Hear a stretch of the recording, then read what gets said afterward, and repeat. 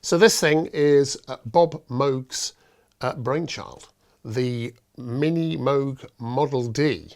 It came out in the 70s and it caused something of a stir even then and set the bar for everyone else. It introduces a range of timbres and sounds that no one else had at the time. It became a staple of many different musical styles, everything from reggae to rock, to prog rock, to chart songs, to all sorts. This defined a whole generation of music, and it added those timbres that we all became very familiar with. And I think what was really interesting was in the beginning, you weren't quite sure, is that a guitar doing something really weird? Is it going through a pedal or something? And then we gradually became more and more aware of this, and people who are many and numerous gave virtuoso performances using this, and we all became kind of familiar. And this is the start of it all. And the Bob Moog Foundation, which is run by his daughter Michelle, is a wonderful organisation that delivers educational resources and reaches out to communities to spread the word about these things. And why? What is important about this? Yes, it started the whole thing, but what's important about it? Well, as anyone at PSM will tell you, and we'll have a discussion about this later, whether it's Robbie or it's Kent or myself or any of our numerous guests that we've had on, what makes this special is you can almost glance at it and see what sound it's going to make. That's the start of it. It has a really simple left to right topology, starting with the oscillators and then the volume for those, and then the filter and envelope shaping to shape both the filter and the audio levels as well. So at its very basic, with just one oscillator,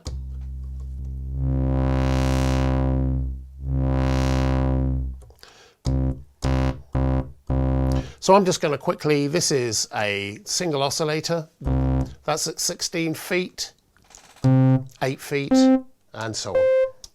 An octave each time, so let's leave it. And we've got different waveforms. So we've got everything from a triangle, to a sine, to a sawtooth, square, pulse, 50%, 25%, and so on. So we're going to leave this on the sawtooth for the moment. And here we can control volume. And then, as you saw, we can control the timbre, the frequency, and resonance. So what gave this such a characterful sound was the fact you didn't just have one sound, one oscillator, so we could also introduce a second. And you can hear it gets quite rich there.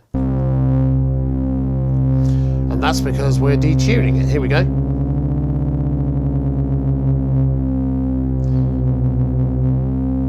You can hear it beating against each other.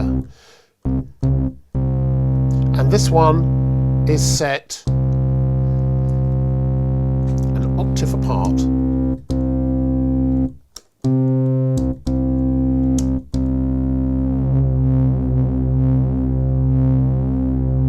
Now we can introduce a third oscillator, or you could assign it so that you could use it in a low frequency mode to introduce modulation. So here we go.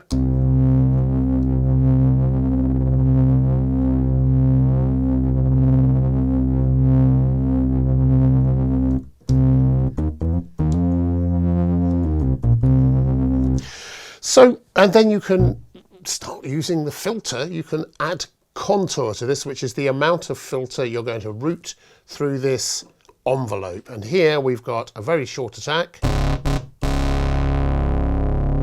quite a long delay time,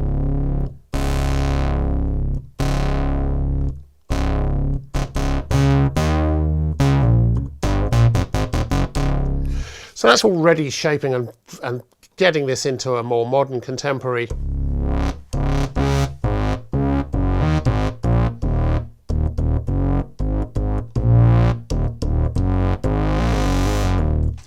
So this thing, when it came out, revolutionized sound making. It does so much more than I've shown you already.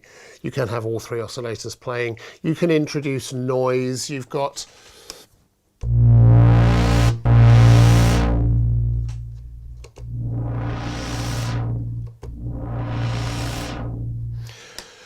or you can have white noise, you can have all of that stuff, or you can just leave it